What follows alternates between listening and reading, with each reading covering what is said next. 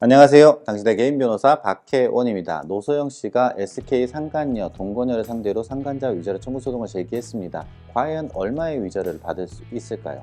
통상적으로 상간자 위자료 청구 소송을 제기할 때는 보통 3천에서 5천만 원 정도를 청구하게 되는 것이고, 그 판결이나 조정 결정문들을 확인을 해보면 보통 1,500에서 2,500만 원 정도의 판결이 나왔습니다.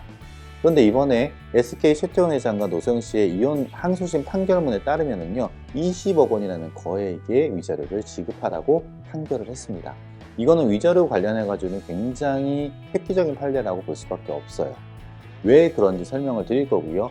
다른 한편으로는요, 당신의 배우자가 만약에 외도를 하는 안타까운 상황이 벌어졌을 때 내가 과연 거액의 위자료를 받기 위해서는 어떻게 해야 될지에 대해서도 말씀드리겠습니다. 어떤 분들은 이렇게 오해하십니다. 최태원 회장이 20억 원을 노소영 씨한테 줘버리면은 그 상간녀는요, 줄 돈이 없는 거 아니야? 라고 오해하시는 분들도 계시는데요. 반드시 그렇지는 않습니다. 최태원 회장이 잘못한 부분들을 최태원 회장한테 받는 것들이고요. 상간녀에게 위자료 청구 소송하는 것들은 또 별개의 것들로 평가되어가지고 금액을 받을 수는 있습니다. 노소영 씨의 변호인단도 이와 같은 사정들을 알고 있기 때문에 항소심 판결이 나오기 며칠 전에요, 그 SK 상간녀 동거녀를 상대로 상간자 위자료 청구 소송을 별도로 제기를 했습니다. 아주 머리가 좋죠.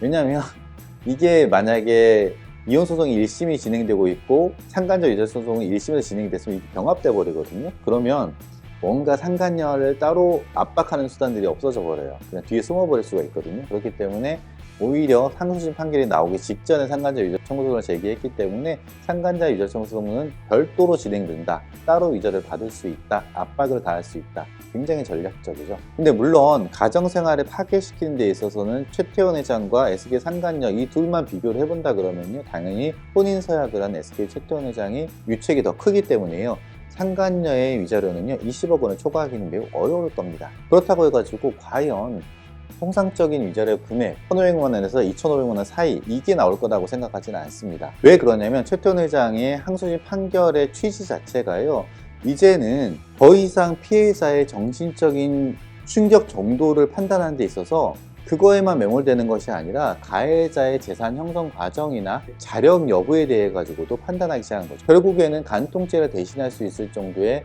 금융치료, 금융벌이라고 보시는 거예요. 금액이 상승되는 거죠. 또 한 가지는 가해자라고 할 수 있는 SK 최태원 회장과 그 동거녀, 상간녀의 그 이후의 행적들이 굉장히 불량하다라는 겁니다. 일부 일처제를 지키는 것들이 우리 헌법적인 가치인데 그 가치에 정말 위배가 되는 거예요. 2015년도경에 이미 상간녀, 동거녀가 있고 그 사이에 혼외자가 있다는 것들이 대서특필될 정도로 굉장히 크고요. 그 사이에 많은 언론 플레이들을 통해 가지고 노소영 씨가 돈을 위해 가지고 이혼 안 해주고 있는 거 아니냐라는 식으로 비난하는 여론들이 굉장히 있었거든요.